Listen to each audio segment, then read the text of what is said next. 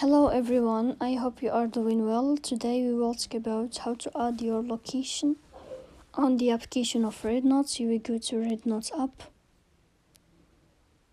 In this page, you will click in the sign of me and you will enter.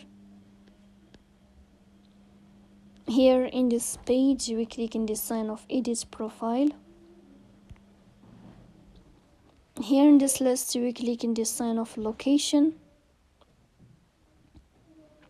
Then in this page, you will click in the sign of location here. And then here in this page, you can choose any location you want. When you will choose your location or your county or your region, then you can, for example then you can click here confirm to confirm this location here, and then we click on save. So that's all. Don't forget to support us by like and subscribe. See you next time.